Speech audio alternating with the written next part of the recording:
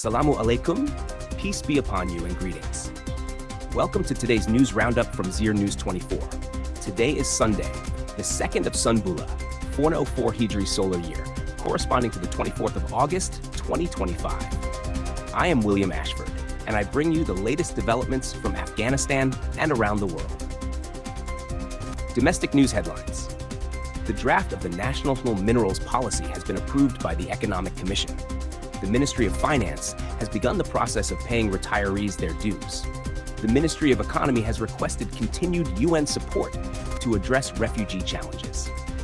Details. The draft of the National Minerals Policy has been approved under the leadership of Deputy Prime Minister for Economic Affairs Mullah Abdul Ghani Baradar, following a comprehensive review by the Economic Commission.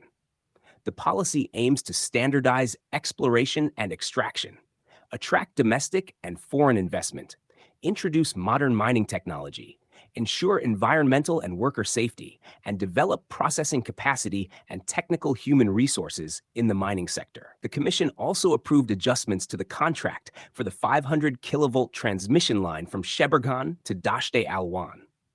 The Ministry of Finance has announced it has begun paying retirees in line with a directive by the leadership of the Islamic Emirate. In the first phase, retirees from 9 verified departments will receive their payments within a month. The timetable for other departments will be announced after completion of the first phase. The Minister of Economy, Qari Din Mohammed Hanif, met UNAMA head Rosa Otunbayeva and UN Deputy Special Representative Indrika Ratwat. Discussions included continuation of humanitarian aid, reintegration of returnees, and other economic issues. The UN side emphasized the need for urgent international support for reintegration, drought-hit areas, and climate-affected regions. The minister requested sustained aid and more development-focused projects to create jobs and support family livelihoods. The Ministry of Information and Culture has announced that new emerald, beryl, and lead mines have been identified in Panjshir province. Officials confirmed more than 160 new emerald sites in the area of Valley of Parian district, 10 beryl sites in multiple districts, and lead in Peshgor, Hissa-e-Awal. The provincial leadership said these discoveries could boost economic self-reliance. The Minister of Information and Culture, Mullah Khairullah Khairkhwa, also met Indonesia's Chargé d'Affaires Nanda Evarist. Discussions included cultural cooperation, digitalization of public libraries, and sharing of book collections. Both sides agreed on strengthening cultural ties and museum and archive cooperation. That concludes our domestic news. Before we move to international news, a reminder: follow Zir News 24 for timely, accurate reporting and deep analysis of Afghanistan and global affairs. International news headlines. The death toll in Gaza continues to rise from Israeli attacks and famine. Trump's tariffs have drawn India and China closer, raising concerns for the Quad alliance. In Dera Ismail Khan and Mardan, storms and rains have killed 10 people and injured dozens. Details. In Gaza, hospital sources report at least 41 Palestinians have been killed since Saturday morning in Israeli strikes. According to The Guardian, in the past 24 hours alone, the total number of Palestinians killed reached 61, with more than 300 wounded. Sources add that 281 people have died from famine and food shortages, including 114 children. Preparations for expanded Israeli ground operations around Gaza City continue. International agencies warn that more than 400,000 Palestinians face famine conditions, while aid delivery remains severely disrupted due to blockades and fighting. The United Nations, international charities, and Médecins Sans Frontières have appealed for urgent humanitarian access, warning that repeated obstructions are worsening the crisis. Analysts warn that without immediate aid, deaths will continue to rise. President Donald Trump's new tariffs on Indian imports have caused political and economic shifts. Analysts say the move threatens the Quad security dialogue and could push India closer to China and Russia. Trump imposed tariffs of up to 50% on Indian goods, raising doubts about trust in strategic ties. Former Australian Prime Minister Tony Abbott said the pressure undermines the Quad and signals that Washington's partnership is based only on short-term interests.